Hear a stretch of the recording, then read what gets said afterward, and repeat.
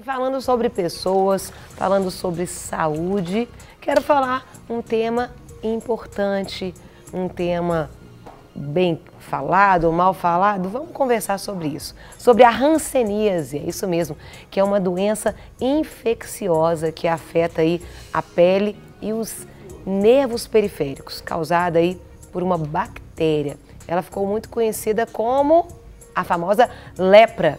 E é uma das patologias aí mais antigas, já conhecidas aí, seguindo dados do Ministério da Saúde. Em 2011, o Brasil ele registrou cerca de 33 mil casos da doença. E quem vai falar mais sobre esse assunto é a dermatologista doutora Flávia Alcice. Muito bom dia! Que bom tê-la novamente! Obrigada, o prazer é meu estar aqui com vocês. Bom dia, Flávia, Deus abençoe. Um abraço para sua mamãe, né? A mamãe dela. Gente boa, Isso gente mesmo. boa. Isso mesmo. Como é que a mamãe chama? Raquel. Mamãe Raquel. Sempre me acompanhando. Isso é importante. Fiel escudeira. É isso mesmo. Flávia, conta pra gente, explica pra gente o que seria, com detalhes, a hanseníase e como a gente detecta. A hanseníase, também antigamente chamada de lepra, ela foi uma doença descrita, é uma doença milenar, tem seus primeiros relatos desde antes de Cristo. Mas foi mais ou menos na época de 1874 que um estudioso identificou que não era uma doença hereditária, que acreditava-se ser uma doença então, familiar genética, quando na verdade era uma doença infecciosa causada por uma bactéria chamada Mycobacteria lepra, que é uma priminha bem próxima da tuberculose. Entendi. Agora, Flávia, pensando aí na hanseníase desse modo geral, você disse que ela não é genética, não é? E você vai por esse contágio. Como é feito, então, a transmissão? É contato da pele, saliva, se é por objetos também? Explica pra gente. Esse contato principalmente acontece através das vias aéreas superiores, então gotículas de saliva, nasal também, ou seja, o contato próximo de pessoas, mas esse contato tem que ser prolongado, então por isso é mais comum na família, dentro do leito familiar, por isso acreditava-se ser genético. Porque as pessoas onde tem um doente, onde possivelmente vai haver essa contaminação, é em casa, nos familiares que tem esse contato diário mais próximo. Mas também pode acontecer através de algumas feridinhas na pele também, através do contato, mas jamais por compartilhamento de utensílios, roupa de cama, um abraço, dessa forma. Não. Isso já desmistifica muita coisa aí, né? Exatamente. Outra coisa interessante é que a gente vai chegar lá, com mais detalhes, mas ela existe sim a cura, E quanto mais precoce o diagnóstico, melhor vai ser a qualidade de vida desse paciente.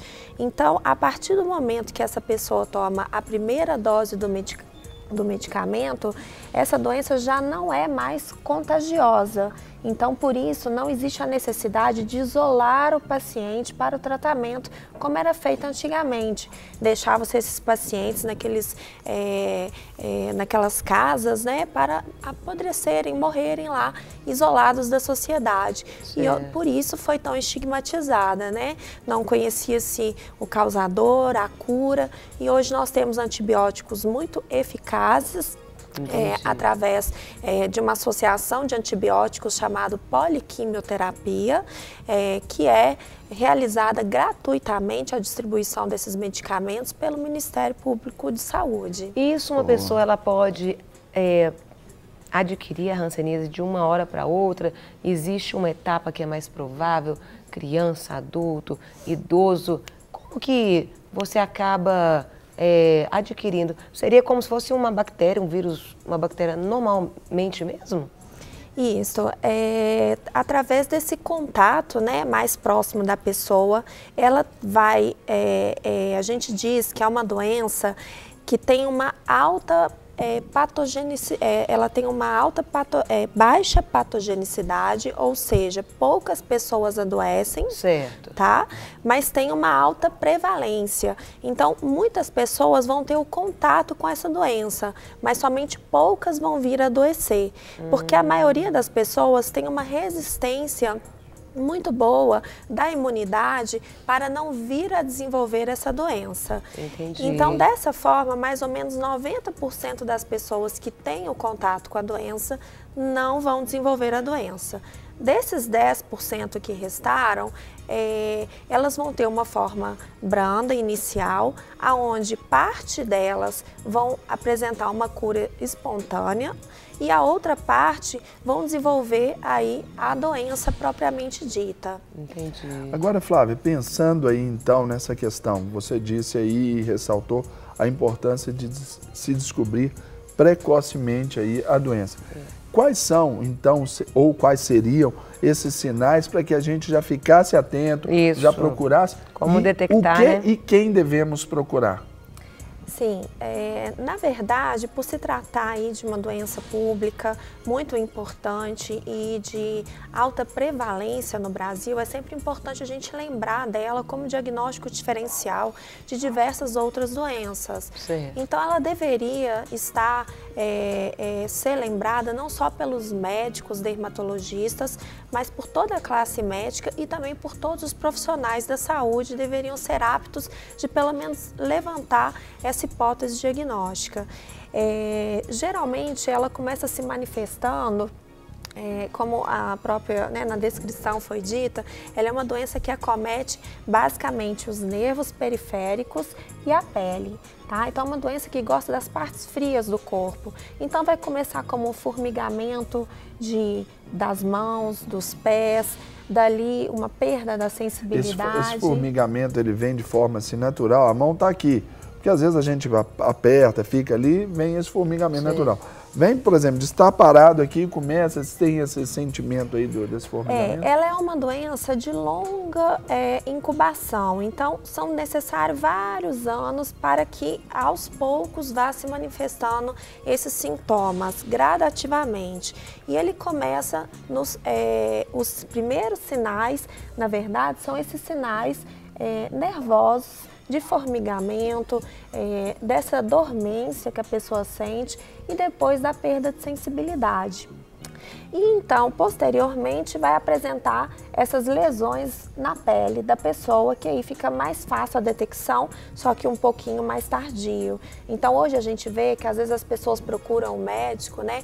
Ah, eu tô sentindo uma dormência e tal. E a última coisa que se pensa é na hanseníase. Às vezes pensa-se no diabetes, em alguma doença vascular. E tudo isso, faz-se os exames, é excluído e não é pensado, não é necessariamente que seja, mas é importante que seja pensado, né, nessa hipótese da hanseníase, principalmente quando a gente tem aí as manchinhas na pele.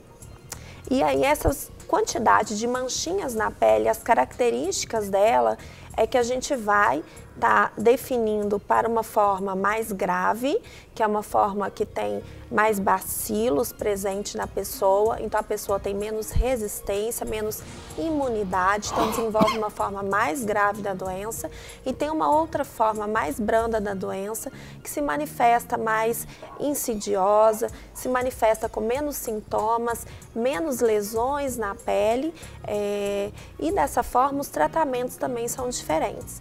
Esses casos menos graves, por terem menos bacilos, menos bactéria circulante, como a pessoa tem uma imunidade melhor, essa pessoa também não é considerada como contagiosa, ela não é capaz de transmitir a doença. Certo. Mas quando a gente faz o diagnóstico desses pacientes, com certeza, então, sabe-se que ele pegou de uma outra pessoa próxima. Então, é muito importante fazer o diagnóstico interfamiliar também. A partir do momento que a gente faz o diagnóstico em uma pessoa, a gente procurar em casa outros focos é de extrema importância.